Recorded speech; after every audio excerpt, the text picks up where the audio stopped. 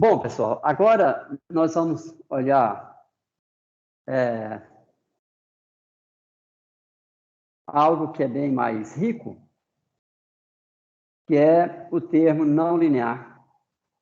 Nós vamos aqui olhar, nós temos aqui a ilustração do transporte advectivo de quantidade de movimento linear entre uma partícula de fluido e sua vizinhança, passo físico, letra A, e entre uma estrutura turbulionar de comprimento de onda lambda e todas as outras estruturas que com ela interagem não linearmente. Então, nós elaboramos essa figura da direita para mostrar de forma intuitiva como acontecem as interações não lineares. Está aqui, olha. Vocês podem visualizar aqui, olha, uma grande estrutura turbulionar. Uma grande estrutura turbulionar. Que tem esse comprimento de onda. Nós temos aqui uma outra estrutura turbulionar que está presente em todo o volume, com um outro comprimento de onda. E ainda temos aqui representadas as pequenas estruturas com um terceiro comprimento de onda. Então, aqui nessa figura, nós ilustramos o processo de interações não lineares usando 3 comprimentos de onda. Veja que isso é ilustrativo, porque nós vimos na caracterização da turbulência que o escoamento turbulento é caracterizado por um espectro largo e cheio de estruturas turbulionares. Então, esse aqui nós desenhamos só 3 para não carregar muita figura, senão a gente não conseguir ilustrar nada. Então, observem que, à medida que essa grande estrutura está girando, ela vai captando energia do meio que a envolve. Mas esse processo de captura, na verdade, é a soma do que estas estruturas estão captando. Estas estruturas estão captando, ó, é a soma. Observa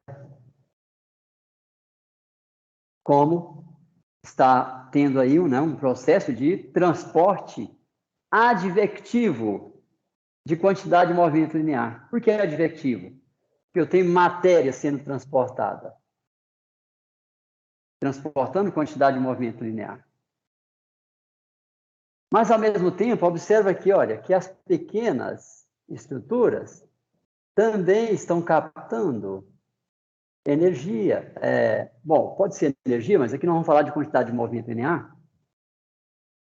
Então, percebam que isto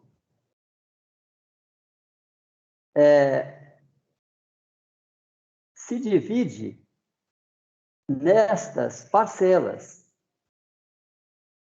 Ou estas parcelas somadas caracteriza isto. Então, o que eu vou escolher? O total, que é a soma, ou a soma é o resultado do total? Tanto faz, é não linear. Né? Tudo isso está acontecendo simultaneamente. Então, observe a interação não linear de 3 números de onda. Este, que é um pequeno número de onda, este, que é um número de onda intermediário, e este, que é um número de onda alto. Todos esses números de onda coexistem no espaço, coexistem. E interagem não linearmente entre si. O que é a não linearidade? A grande estrutura existe porque existem as menores. ela é composta por estruturas menores.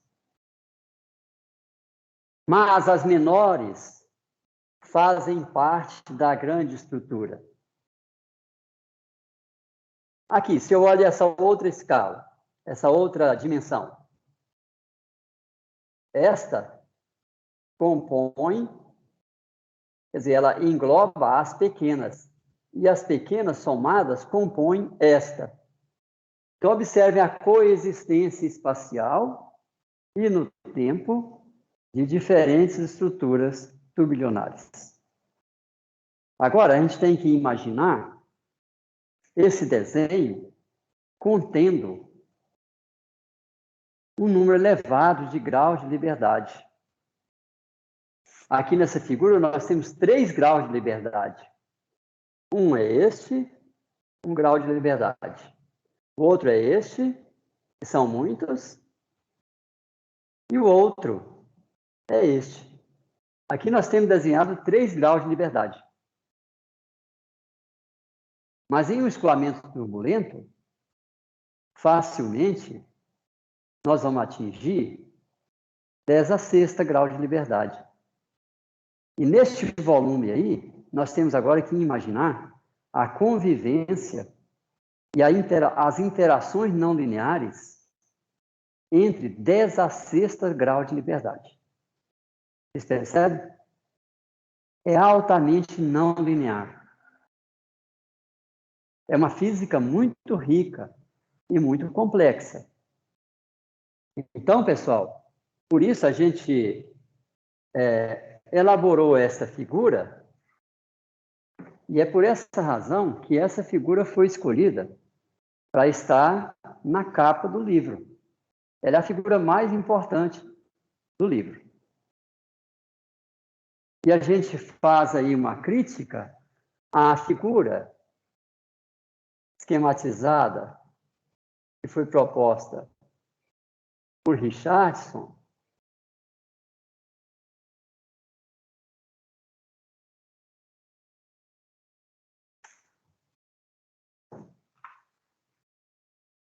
foi desenhada por Richardson, né?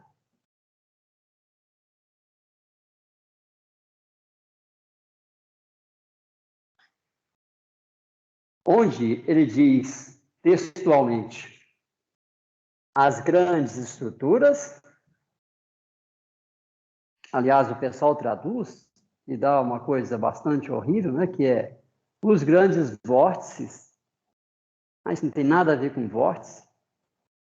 As grandes estruturas fornecem energia para as estruturas menores, que por sua vez alimenta as outras ainda menores, e assim sucessivamente até as estruturas de Kolmogorov.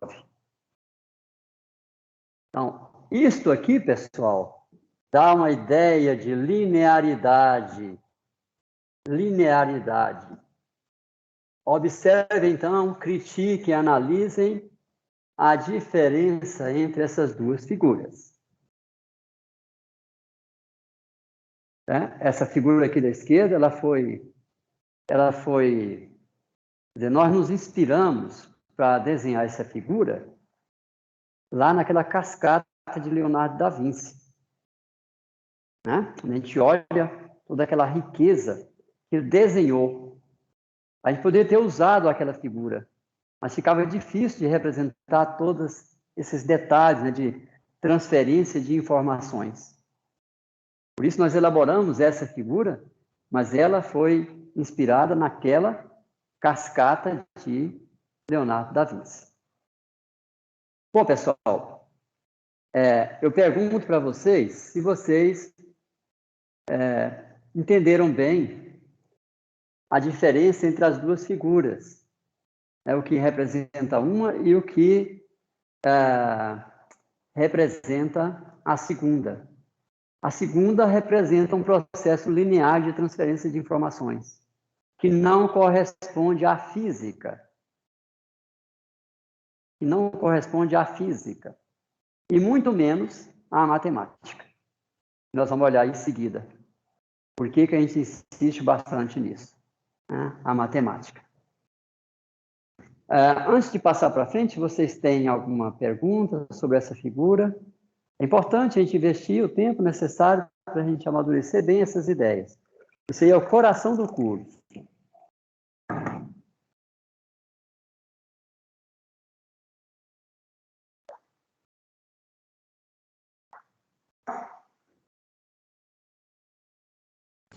Tudo bem por aqui, professor. Ok. Vamos avançar, então. Bom, isso aqui nós já comentamos. Bom, agora, pessoal, nós vamos interpretar. Lembra que nós já interpretamos no espaço físico e de Fourier o termo transiente, o termo de difusão, né, e o termo transformativo, a equação da energia.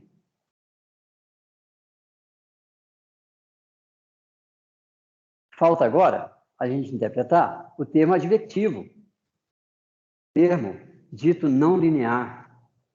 Né, e aí nós vamos ver por que ele é chamado de não linear.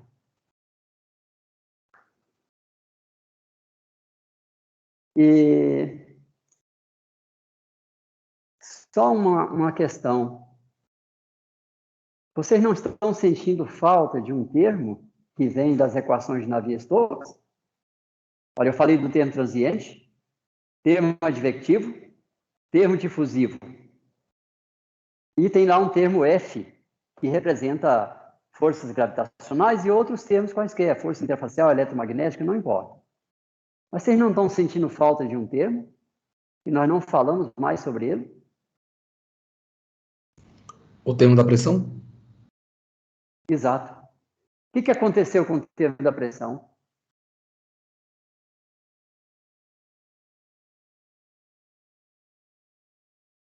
Ele sumiu.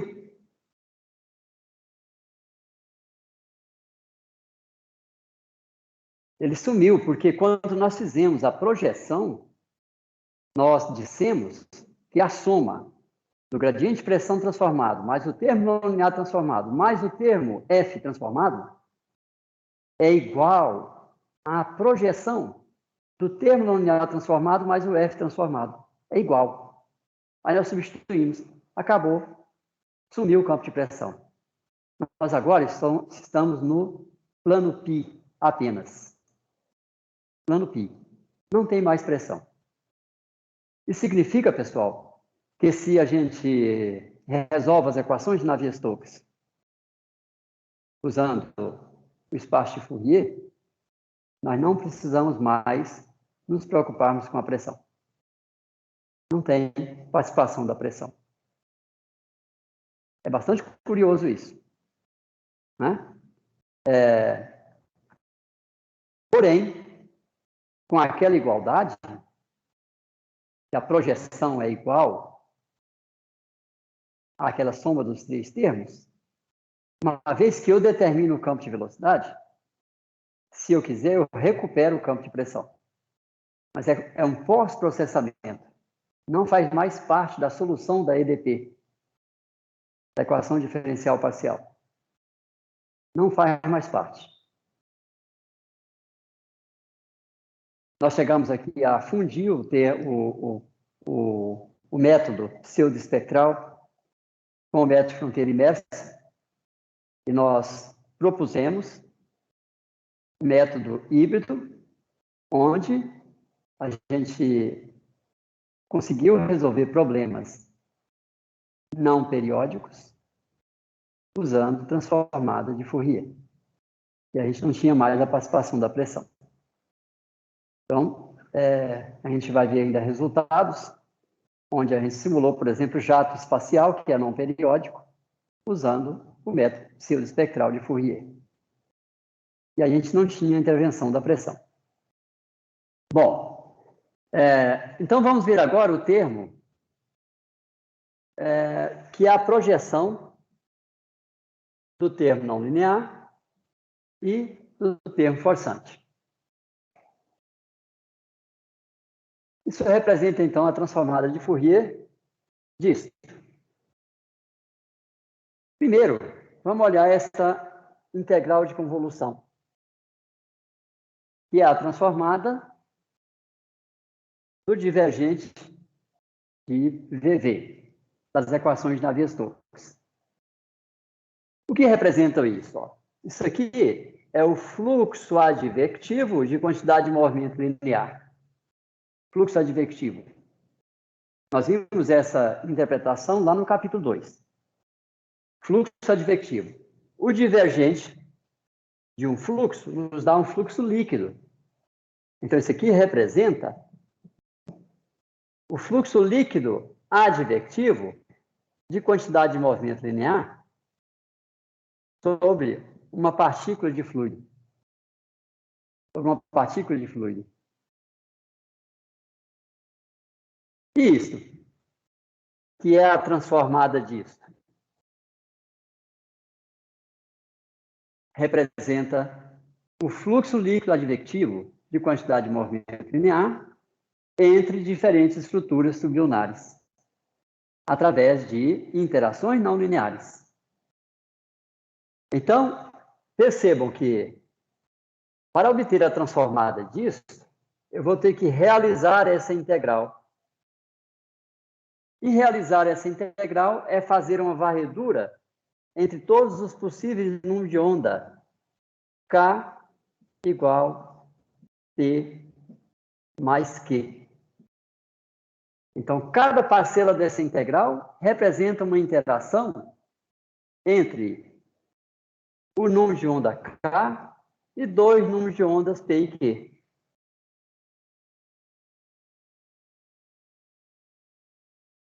Fiz essa conta, varia o P e Q. O K está fixo. Faço a soma, varrendo todas as possibilidades P e Q. Isto resulta, então, no fluxo líquido de quantidade de movimento linear entre uma estrutura turbilionar de número de onda K e todo o espectro, porque eu estou variando P e Q em todo o espectro de estruturas turbilionares. A soma, a integral, nos fornece esse fluxo líquido. De qual informação? A informação que está em objeto do balanço, quantidade de movimento linear. Então, é a transferência não linear de quantidade de movimento linear entre uma estrutura de número de onda K fixo e todo o espectro de estruturas que estão presentes naquele volume. Ok? Então, essa é a grande diferença entre esse termo espaço físico, que é o fluxo líquido de quantidade de movimento linear entre uma partícula e a sua vizinhança. E isso, fluxo líquido entre uma estrutura turbilionar de número de onda K, lambda, e todas as outras possíveis estruturas que compõem o espaço, né? Todas as outras possíveis estruturas que compõem o espaço, que está presente no espaço. Ela vai interagir com todas elas, não linearmente. Quando você muda o número de onda, eu passo a olhar esta aqui agora. Eu vou olhar, então, a interação entre essa que está fixa e todas as outras possíveis estruturas que estão presentes no espaço. Então, esse é o ponto que enriquece a nossa interpretação física, pessoal. No espaço de Fourier, no espaço físico, a gente olha para a partícula contínua. No espaço de Fourier, a gente observa sempre uma estrutura turbilionar e como é que ela interage com todas as demais. Tá, isso aqui, então, está aqui uma figura que ilustra este processo. Temos aqui um lambda K, um lambda Q e um lambda P. Isso aqui vai dar um dado número de onda, outro número de onda e outro número de onda. Então, eu fixei aqui, olha, eu tenho aqui o processo ilustrado para 3 números de onda. K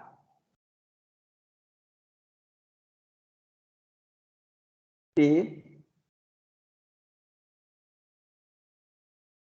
Q. Número de onda K vem desse lambda K. P vem deste. E Q vem deste, que é essas pequenas estruturas tubulonares. Quando eu faço o produto de UI chapéu, função de P, UJ chapéu, função de Q, faça esse produto, é uma parcela da integral de convolução. Observe que o K está fixo. Aí eu busco, lembrem, aqui eu desenhei 3 tamanhos de estruturas tubulonares. Uma é este, que aqui eu representei a distância entre as duas. O outro é este, e o outro é este. 3 apenas. Mas isso, o volume em um escoamento turbulento, volto a frisar. Nós vamos encontrar nesse mesmo volume 10 à sexta possibilidades P e Q. E quando somados, são igual a K. K está fixo. Eu vou encontrar 10 à sexta possibilidades. Então, conforme o número de Reynolds, nós vamos ter que realizar aquela integral de convolução somando 10 à sexta parcelas, onde cada parcela representa uma combinação desta. Isso tudo está presente no espaço, simultaneamente. E conversando, todas elas conversando entre si. Estão percebendo a riqueza? A riqueza de interpretação física que a gente consegue no espaço de Fourier? É bem mais rico que no espaço físico. Não dá para retirar isso do espaço físico. Ok, pessoal?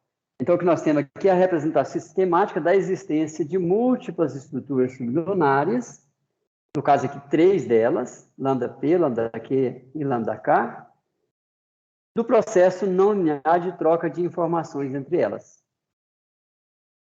Percebam que esse processo dinâmico vai permitir o transporte advectivo não linear de qualquer informação. Se eu pego aqui uma partícula material, ela tem velocidade, então ela tem massa com velocidade. Isso é a quantidade de movimento linear. Mas ela também tem uma temperatura. Então está transportando energia térmica, distribuindo energia térmica para todo o domínio. Mas ela também tem uma concentração de um componente químico. Então, representa também o transporte não linear de componentes químicos. Não importa qual é a informação, o processo não linear vai transportar advectivamente essa informação. Aqui nós fizemos a transformada apenas da equação da continuidade, Navier-Stokes, e a equação de balanço da energia. Posso fazer a mesma coisa para equações de balanço de qualquer outra informação. E vou obter a integral de convolução, envolvendo os 3 números de onda. Tá? Então, as interações não lineares promovem trocas de informações. Não importa qual é a informação. Tudo bem? Ok, professor. Está aqui o esquema, pessoal, das possibilidades, né? Eu desenhei aqui 3 possibilidades, K, P e Q, né? Onde o P e Q vão variando, mas com o K fixo. Porque quando eu realizo a integral de convolução, eu vou obter uma função do número de onda K, que está fixo. Mas varrendo P e Q de 0 até os números de onda de Kolmogorov.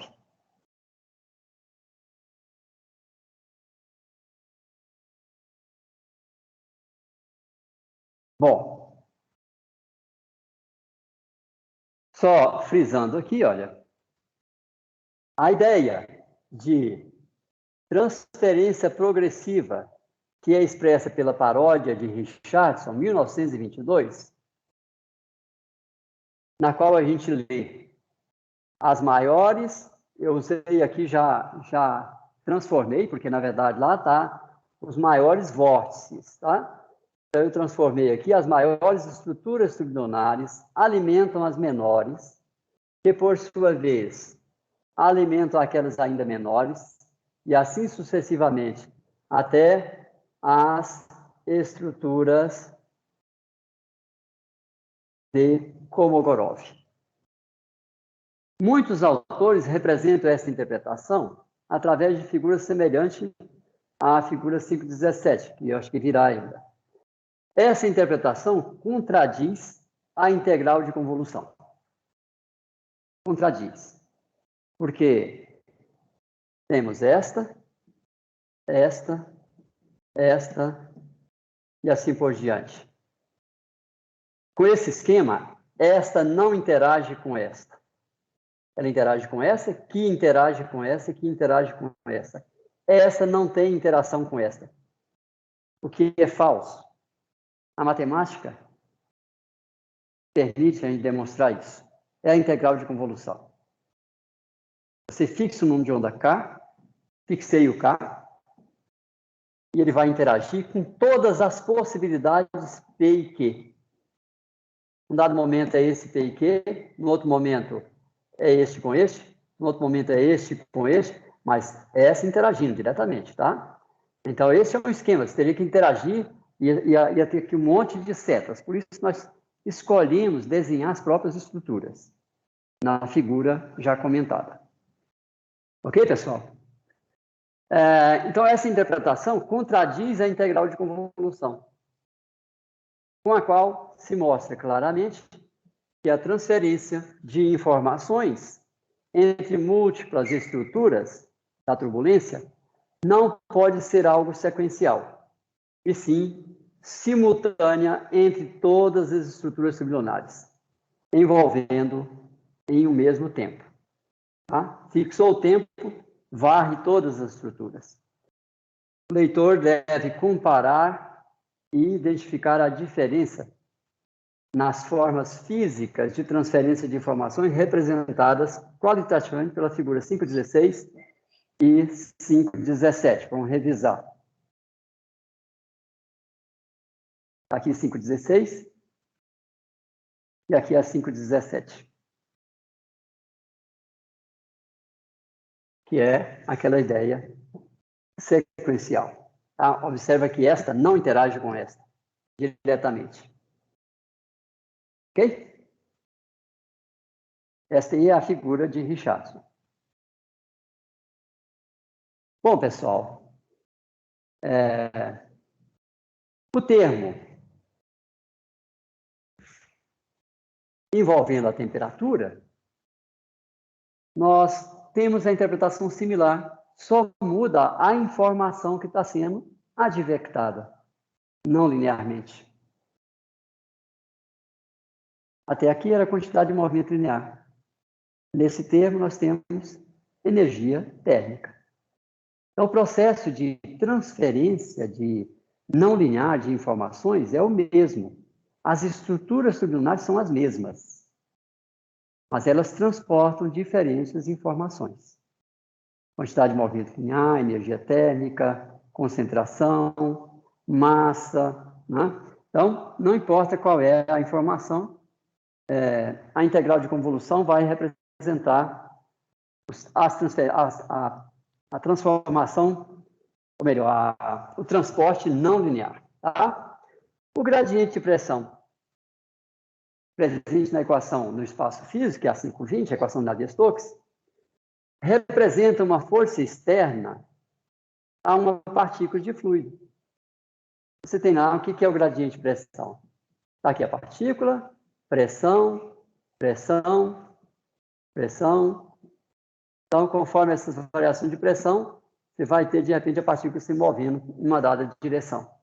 Então, o campo de pressão representa uma força externa à partícula, promovida pelas partículas vizinhas que atuam sobre ela. E é interessante perceber que no espaço de Fourier, esse termo foi eliminado pelo processo de projeção do termo não linear sobre o plano π. Então, a solução do sistema de equações requer a solução de integrais de convolução, que são integrais caríssimas de serem realizadas. Por quê? Nós temos que fazer a varredura, né, em torno de 10 a sexta, depende do número de reinos, estou dando esse número para um dado número de reinos. Pode ser menor, pode ser 10 a nona, pode ser 10 a 15, tá, conforme o número de reinos. Então, é muito caro de fazer aquela integração. Você teria que fazer uma espécie de quadratura de Gauss, né, onde essa quadratura teria 10 a sexta termos, né, que é bastante caro para fazer a cada passo de tempo. Bom, por isso, então, a gente usa o chamado método pseudoespectral. Como é que a gente faz isso? Primeiro, no espaço físico, a gente realiza a integral, o produto. Realiza o produto. Então, aqui a gente acha uma f de u e o j. É o produto já realizado. Por quê? No espaço físico, eu sei fazer produto. Um erro de máquina. Não perco nada. Eu faço o produto, da mesma forma que a velocidade vezes a temperatura, eu faço o produto. Agora eu transformo o produto. Aí é transformado de f, que é f chapéu, não tem mais integral de convolução. Mas qual é o preço que a gente paga? É que nós vamos ter que fazer o produto, levar para o espaço de Fourier. Avanço no tempo, tem o campo de velocidade. Trago de volta para o espaço físico uma transformada inversa. Faço os produtos, levo para o espaço de Fourier. Então, eu vou ter o custo das transformadas de ida e volta a cada passo de tempo. Mas isso é mais barato e é altamente preciso. Tá? A gente comete erros da ordem de 10 a menos 15. É o erro de máquina. Mas aí entra um grande gargalo na solução dessas equações. Por quê? Nós não conhecemos os campos, então a gente tem que fazer transformadas discretas. Nós temos os campos discretos. Então, a gente tem uma evolução no tempo e no espaço. E a gente conhece as transformadas, a gente sabe fazer as transformadas discretas, diretas e inversas. E transformadas discretas requer periodicidade. Eu só consigo usar os algoritmos de transformadas rápidas, discretas, periódicas. Isso promove uma grande limitação no método pseudoespectral, porque os problemas industriais não são periódicos.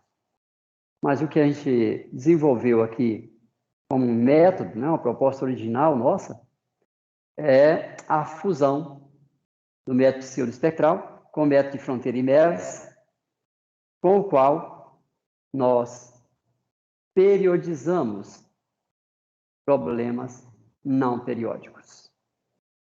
Através de recursos, nós não vamos entrar nos detalhes aqui agora, quem quiser conhecer depois pode me mandar uma mensagem, eu mando as teses, né? São várias teses de doutorado, várias de mestrado, que foram desenvolvidas em cima desse método proposto aqui no laboratório. E, inclusive, hoje a gente vai, na atualidade, a gente está usando esse método para resolver problemas de camada limite, atmosférica. É um projeto com a empresa Furnas. Então, é isso. Bom, feito isso, então, pessoal, nós temos agora como falar aí de tensor espectral e espectro de energia cinética turbulenta. Bom, esse também é um tema que eu vou eu vou transferir para a próxima aula, de quinta-feira, para que vocês consigam ler o que nós já fizemos, a exposição, e procurar trazer dúvidas, né? Vocês não estão trazendo dúvidas, eu imagino que vocês estão com pouco tempo para fazer as leituras. E é um risco, né, da gente fazer toda a exposição, e vocês até entender quando a gente está falando. Só que depois, muita coisa vai se perder, não sedimenta.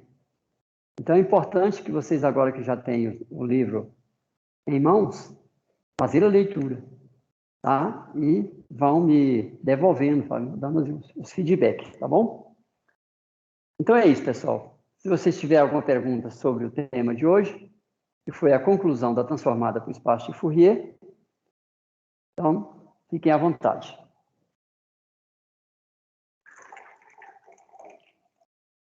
Senão, eu vou sugerir a vocês a fazer a leitura, próxima aula trazer perguntas, fazer dúvidas. Eu não tenho dúvidas, professor. Tá legal.